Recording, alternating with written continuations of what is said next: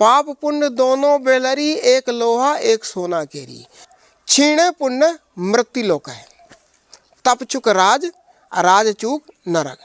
यानी कोई भी व्यक्ति पुण्य किया तो अच्छी जगह मिलेगी, और फिर यदि उसको दुरुपयोग किया तो फिर से वो वहीं पे आ जाएगा। कि हमारे अच्छे कर्म होंगे, किसी साधु महात्मा के पास जाना, उठना बैठना, भजन करना, ध्यान करना, सुमिरन करना, ये अच्छे कर्मों का फल है। वचन कर्म मन मोर गति, भजन भजन करें निष्काम, तिनके हृदय कमल महु करहूँ सदा विश्राम। मैं उसके हृदय रूपी कमल में वास करता हूँ।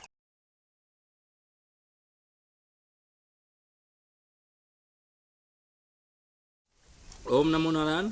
ओम श्री सद्गुरुदेव भगवान की जय। जीवन में किसी का बुरा नहीं किया, और हम सब क्रियाओं को भी करते हैं, पूजा पाठ वगैरह, और भी जो अच्छे कर्म हैं सब करते हैं। फिर भी हमारे जीवन में दुख है, तकलीफ़ें हैं और समस्याएं हैं, तो हम तो बहुत दूर हैं अभी मुक्ति से। तो इनसे निपटते हुए या इनसे संघर्ष करते हुए कैसे हम उस परम तत्व को पाएं, तो इसके बारे में बताएं। ओम श्री सद्गुरुदेव भगवान की जय। देखिए, सबका अपनी अपनी सोच होती है, अपना अपना मत होता है। जो जिस रास्ते से जाता है वो रास्ता बताता है। तो इसमें ऐसा होता है, जैसे कोई व्यक्ति आया है, जैसे व्यक्ति कर्म किया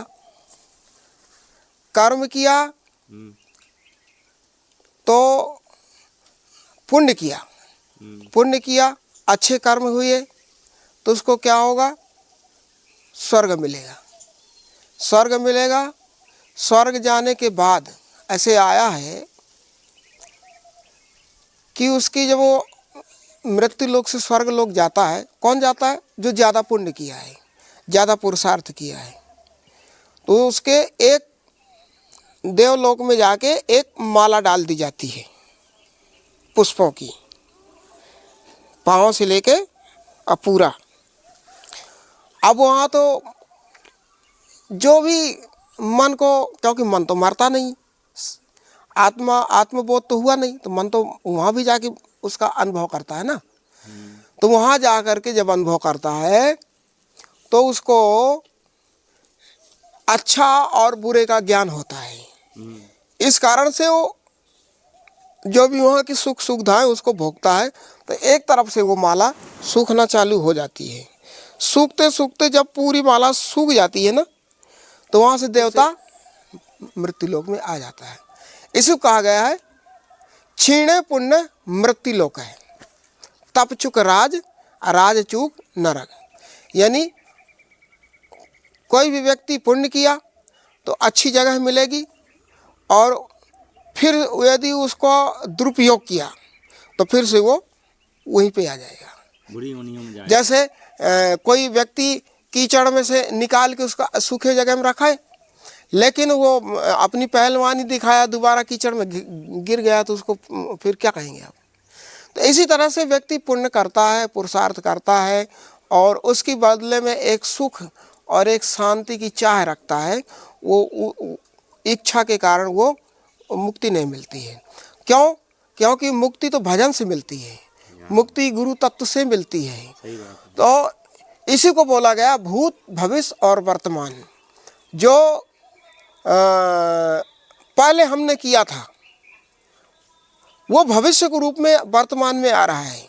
वो दिखने में लगता है कि यार हमने अच्छे काम कर रहे हैं, अच्छे विचार कर रहे हैं, अच्छी जगह बैठ रहे हैं, भगवान के गुणगान कर रहे हैं, लेकिन आपने अनेक जन्मों तपोयाम समसिद्धि, ऐसा कहा गया है कि एक नहीं अनेक जन्मों तपोयाम समसिद्धि।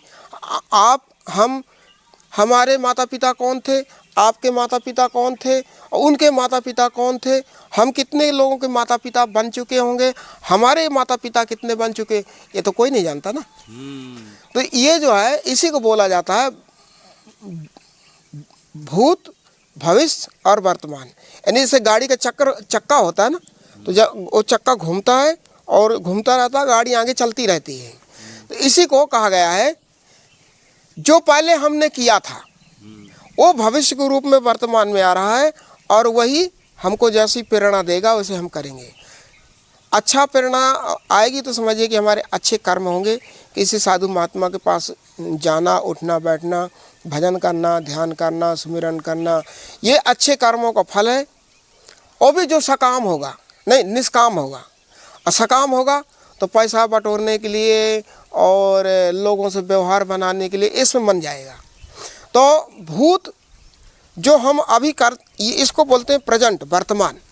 जो अभी अपन बैठे ना, इसको वर्तमान बोलते हैं।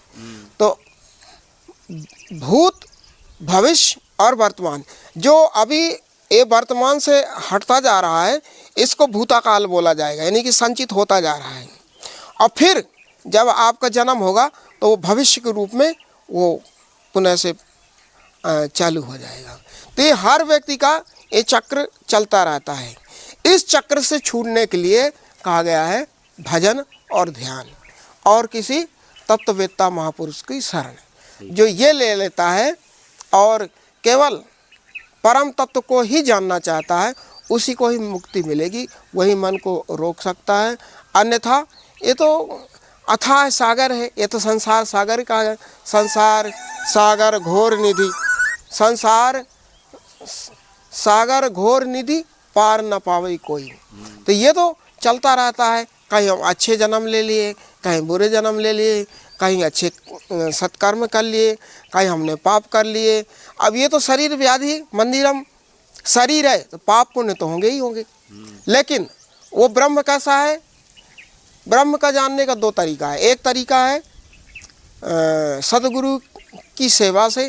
क्यों सेवा में? जैसे मान लीजिए अभी ये आश्रम है, ये आश्रम हम अपना मान नहीं रहे, गांव वाले अपना मान नहीं रहे, ये तो एक आस्था का केंद्र है। तो जहाँ आसक्ति और निरासक्ति, तो ये आस्था का केंद्र है, ये परमात्मा की जगह है।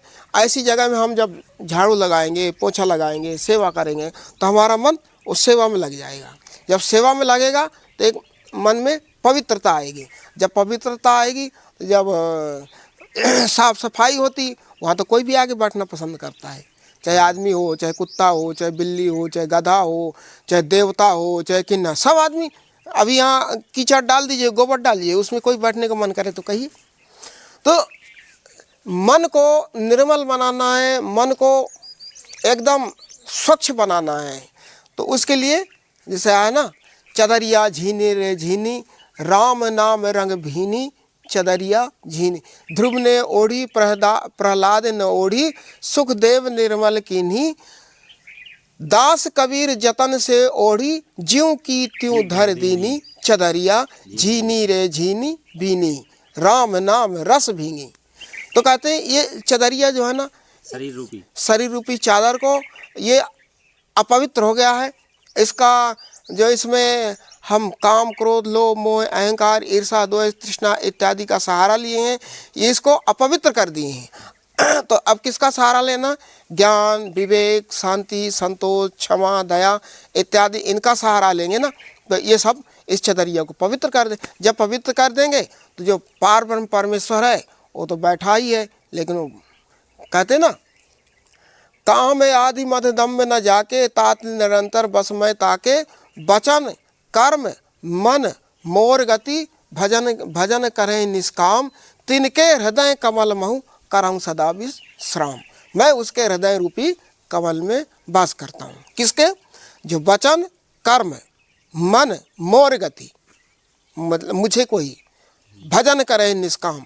एक तो होता सकाम, एक होता निष्काम। तो जैसे मान लीजिए आप पेड़ लगाए आम का, उसमें से आप इच्छा करें कि इससे हमको फल मिलेगा, तो भी उसको फल देना है। और एक इच्छा कीजिए कि हमारा सेवा करना फर्ज है और उसमें पानी डालेंगे, तो जो हमारी आसक्ति नहीं रहेगी, लेकिन वो टाइम में तो फल तो मिलेगा ना। तो आप जो ध्यान करते हैं, भजन करते हैं, उसका फल तो मिलेगा। परमात्मा किसी का रोकता नहीं, उसके हक का आप ध्यान करेंगे तो मिलेगा फल, बुरा करेंगे तो फल मिलेगा, हर चीज़ का फल मिलेगा। जैसे आप सेव का बोएंगे तो सेव मिलेगा, संतरा बोएंगे संतरा मिलेगा, अनार का बोएंगे अनार का मिलेगा। तो इसी प्रकार से आप अच्छे कर्म करेंगे तो अच्छे फल मिलेगा। यानी ऐसा कोई ज़रूरी नहीं कि हाँ अभी किए और तुरंत मिल जाए, उसको टाइम लगेगा। जैसे आप यूँ कहिए कि एक बड़ का बीज होता है, वो जमते ही वो थोड़ा विराट रूप ले लेता है, वो कई वर्षों के बाद वो बृहद रूप लेता है। इसी तरह से हम तो अभी 2-4 साल और 10 साल 20 साल से शुभ कर्म किए और न जाने हमारे कितने पूरे बुरे कर्म कितने लंबे चौड़े रखे हैं। अब जब तक इधर प्रबल नहीं मतलब ताकतवर नहीं हो गए तो प्रबल तो वही है ना।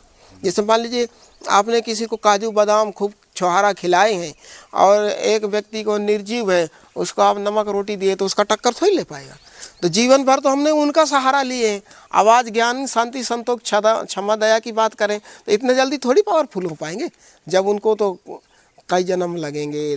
बस ये कि रुकना नहीं, चलते रहना है। हाँ, गुरु की शरण जरूरी है। गुरु की शरण, गुरु बिन ज्ञान न उपजय, गुरु मिले न ज्ञान, बिना गुरु के ज्ञान उपजता नहीं है और कर्म भी करते नहीं, और कर्म करते नहीं है। इसलिए आया ना गुरुपद पंकज सेवा, तीसर भगत यमान, चौथी भगत मम गुण गण, करे कपट तज गान। तो जो है गुरु बिन भाव निधि तरई न कोई, जो बिरंच शंकर समय होई।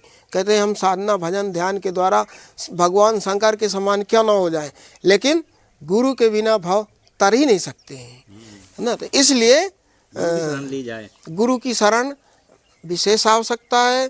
और गुरु का सोई विश्व पुकारे, गुरु सो भरम जो निवारे, बहुत गुरु हैं अस जग माही, हरे द्रव्य भव दुख को नाही, तासे प्रथम परीक्षा लीजिए, पीछे शिष्य हो दीक्षा लीजिए। तो आज के तारीख में तो गुरुओं की होड़ लगी हुई है ना। 100-200 बना लिए। हमारे तो गुरुदेव कभी कंठी देते ही नहीं थे, कहते थे मन अंतर सा मंत्र, मन को अंतर्मुखी कर दो, मंत्र ऑटोमेटिक मिल जाएगा। मन अंतर सा मंत्र। तो उसके लिए कहा गया है कि महात्मा लोग कैसे होते हैं, उल्टा, या निशा सर्वभूतानाम तस्याम जागृत संयम है। जो संयमी कैसे होते हैं, या निशा सर्वभूतानाम, मोह, इसी को रामचरितमानस कहा गया है, मोह निशा सब शोभा निहारा, स्वप्न देखिए अनेक प्रकार। और इसी को कहा गया या निशा सर्वभूता, यानी कि जब संसारी व्यक्ति सोता है तब मुनि जागता है, और जब मुनि सोता है तो संसारी व्यक्ति जागता है ना।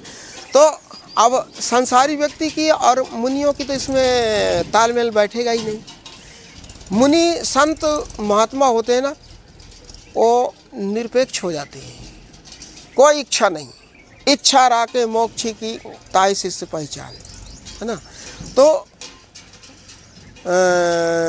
संसार में कोई पुस्तक का प्रचार कर रहा है, कोई गाय का प्रचार कर रहा है, सब अपने अपनी जगह ठीक है, अपन ये नहीं कह रहे, आखिर लगे तो आई हैं। लेकिन जो भजनानंदी महात्मा होते हैं वो ये नहीं चाहते कि किसी मतांतर में फंसे। उनका एक ही लक्ष्य रहता है कि जो अपनी खट चक्र हैं उनको जागृत करके और अपने आप में स्थित हो जाए, स्वरूप में स्थित हो जाए। राजा नृप थे, नृप, है ना, वो एक दिन में 100 गाय स्वर्ण से जड़ित और खुरों में सोने की वो खुर जड़ित 100 गाय डेली नहीं 1000 गाय डेली दान करते थे, है ना, डेली उनका नियम था। तो एक बार क्या हुआ कि उन्होंने एक गाय दान कर दिए, है ना, स्वर्ण जनित एक किसी ब्राह्मण को दान कर दिए। अब संयोग से वो गाय लौट के वही राजा की गौशाला में आ गई। दूसरे दिन उस गाय को उन्होंने दूसरे ब्राह्मण को दान कर दिए। अब दोनों आपस में लड़े, कहे वो हमारी गाय, वो कहे हमारी गाय। कहे भैया चलो राजा के पास न्याय करते हैं। आ गए, बोले महाराज आपने तो हमको दिया था। तो कहे एक काम करो, ये जो गाय है, एक से बोले ये जो गाय है ना, इतने वजन की हम सोना आपको दे देते हैं, ये गाय एक को दे दो। बोले ना हम लेंगे तो यही गाय को लेंगे।